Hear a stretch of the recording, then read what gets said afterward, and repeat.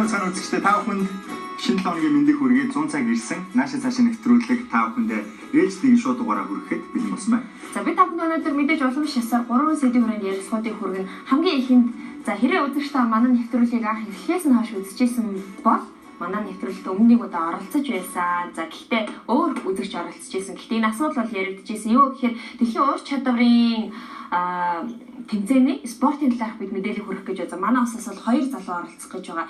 Энд хэрвээ үзэгчтэй харж байгаа бол бүтээлээс нь бас тавигдсан байгаа тийм ээ. Яг жижигэн цаашлтаа. Яг энэ миний гарын дор байгаа энэ зүйл.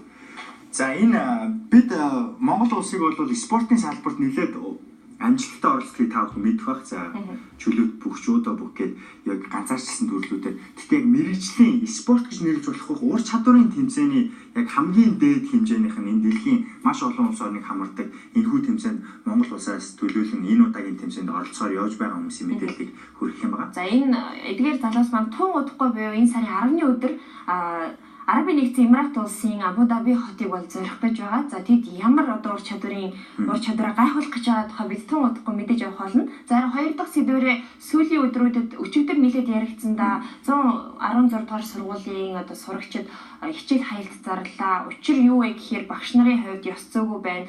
За сурагчдын донд бас олон асуудал байна. Үүнийг хэлэхгүй болохгүй нэ гэсэн үднээс одоо эсэргүүцлээ илэрхийлсэн байгаа.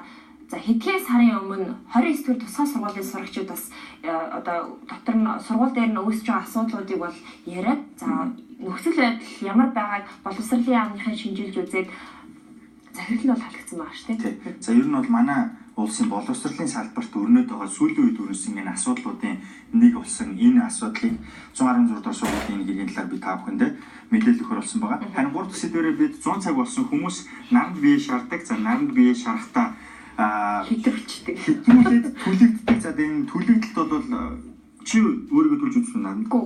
За энэ бол нэлээдгүй түгээмэл явагддаг асуудал. За тэгээ нарнаас өөрийгөө тусуулан бусад зүйлсээр хамгаалалгүйгээр арьсаа гэмтэх нь ямар хор уршигтай гэдгийг та бүхэндээ мэдээлэлээр өргөх болно. За энэ 3 сэдвийн хүрээнд танд мэдээлэл хүргэх гэж байна. Ингээд өнөөдрийнхөө нэвтрүүлэг тавтай мөрөлөө.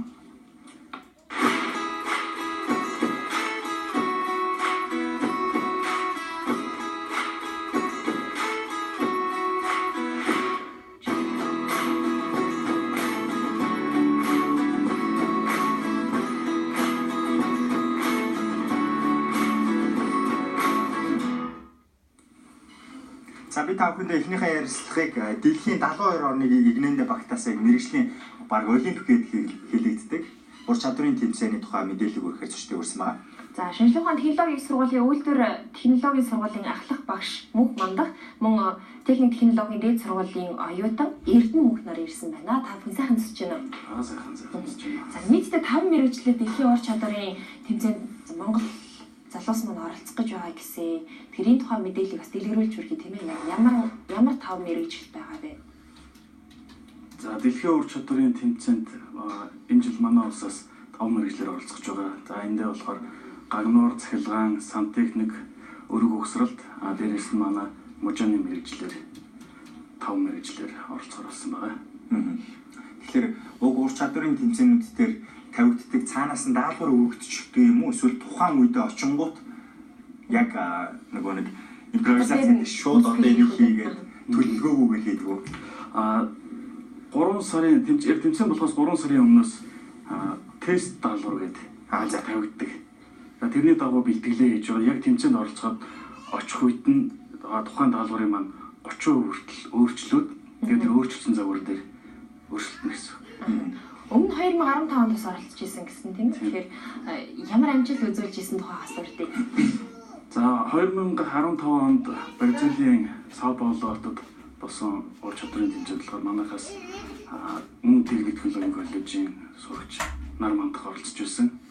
За экспертээр нь болохоор манай Аануудны үйлдвэрлэлийн асоциацийн тэргүүн цогоогоо ажиллаж байсан. Энэ хоёр маань бас нэлээдгүй амжилттай оролцоод үндэсний шилдэг гэдэг тийм шагналыг аваад ярьсан. Өөрөөр хэлэх юм бол манай 9 мэрэгчлэр оролцсон энэ тэмцээн дээр болохоор хамгийн өндөр оролцсон нийт монголчууд дотроос хамгийн өндөр оноо авсан. Тийм үү? Ийм үзүүлэлт.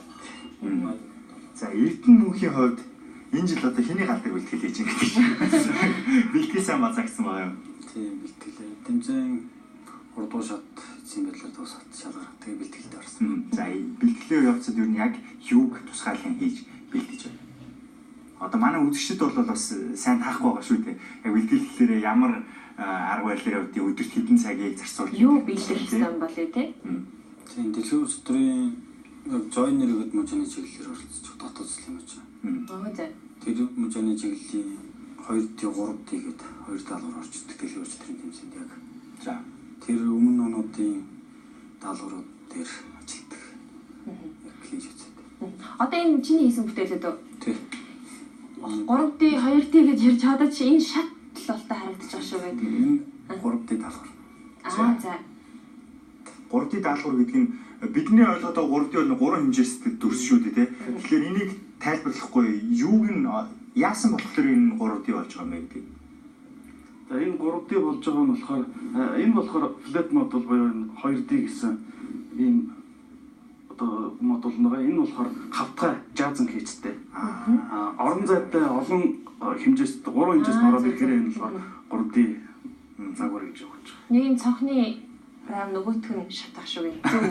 Буруу юу? Үндэ бол тэгж ойлгож байна. Гэтэ энэ хоёр маань хоёулаа тус тусдаа зөндөө олон төрлийн углуурга заадлууд холболтууд орсон. Одоо энэ холболтууд углуургууд нь бол бүгд өөрөөр ингэж энэ маань нэг уур чадварыг маань хэр зүү хийж гинөө чадвартай байна уу гэдгийг шалгадаг юм даалгавар. Бидний харахад бол их энгийн мөртлөө энэ нийлсэн одоо энэ ажиллагаанууд нь бол их хүнд ажиллагаа. Тэгээд нэг юм асуухад энэ ямар ч хадаас араагүй гэж ойлгож болох уу? Тийм баг тий. Бүгд углуургууд тийм ээ. Манайх олон улсын тэмцээнд оролцохын тулд мэдээж дотооддоо шалгаруулалтаа хийсэн баг. Сая Эрдэнэ мөнх ер нь хичнээн хүүхдүүдээс шалгараад ямар амжилтууд гаргасан хүмүүсээс шалгарсан юм бэ? Энэ тэмцээн маань Монголын ур чадвар гэдэг нэртэй явагддаг. За энэ болохоор 3 шатаар явагдсан. 16 онд 1-р шат нь болоод энд орон нутгийн болон Улаанбаатарын 12 оролцогч оролцоод 6-ыг нь шалгаруулад тэгээ сая он гараад 1 сард шилдэг 6-аас дахиж 2-р шатны шалгаруулалт болж шилдэг 2 нь шалгараад за тэгээд энэ хоёр маань одоо говьтаас оролцож байсан Баторш гээд оролцож байгаа. За энэ хоёр одоо цуг би бэлтгэл хийлгэж байгаа. За тэгээ сая шилдгээ шалгаруулад Эрдэнэ мөнх маань шалгарчаад байж байгаа.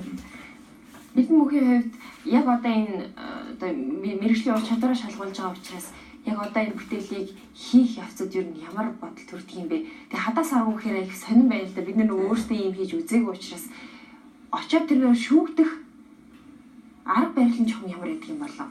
Яг юуг нь хараад энэ хамгийн одоо мундаг ур чадвар шаардсан байна гэж хэлэгддэг. Их арга барил нь нэгдүгээр эхлээд ажлын зураг зурдаг байх. Аа за. Ажлын зургийн оноо гэж тустай юм. Тэгээд дараагийнх нь углуурга задлал толголтуудаа зураг гаргамнуудын дээр хэсгэн. Тэгээд эхлээд угсрахаас өмнө углуурганы дотоод талын цэвэр байдал, бохир ба цэвэр нөөжтэй тэр тэгээд тасалж удагчаасаа тэгээд дараа нь хийгээд дуусны байдлаар гадна талын углуурганы хамгаалалт болсон. Тэгээд нарийн зөндөө Хугацаа яг шаарддаг гэсэн үг.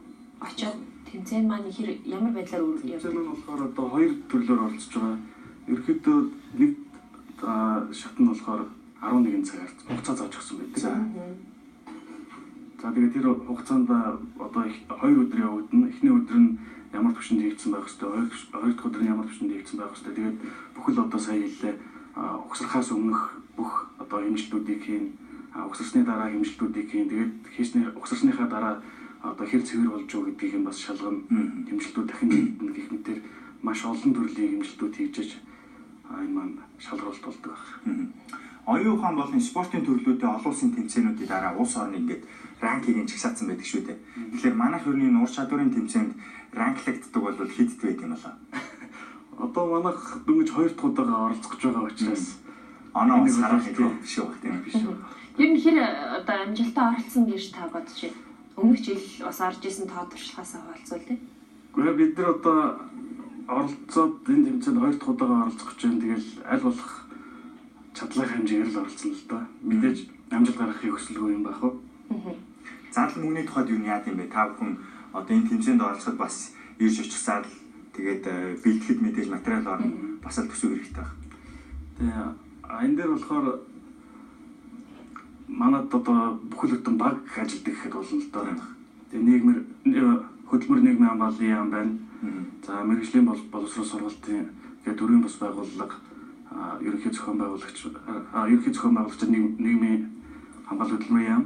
За тэгээд энэ зардал мөнгө болон одоо энэ янз бүрийн багаж хэрэгсэл зэрэг бүхэл тусалцааг бол Германы хамтын ажиллагаа нийгэмлэг явуулж байгаа.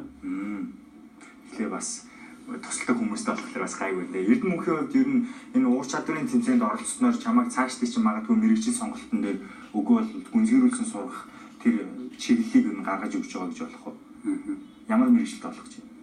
Мочаа. Яаж мочаа болъё гэж юу бодсон бэ? Би өөрөө бага захимуудтай хөвсгөлийн жаргалсан байх. Манай хөвсгөлийн жаргалсан. Ястаа модтай газар уу?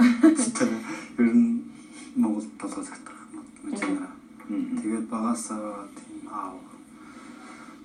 ах юм ээж ахнараа харцал ийм их болох юмсан гэж бодсорч байна. Манай эрдэм бүтээлдээ л ур чадвар харуулдаг. Ярьдаг юм бэ? Тэгээс та бүхэн ойлгож байгаа. Энд ирэхлээр хүмүүс их сандардаг. Тэгээ юу тааш та хоёр тэмцээнд оролцохын өмнө манай нэвтрүүлэгт оролцсонд маш их баярлалаа.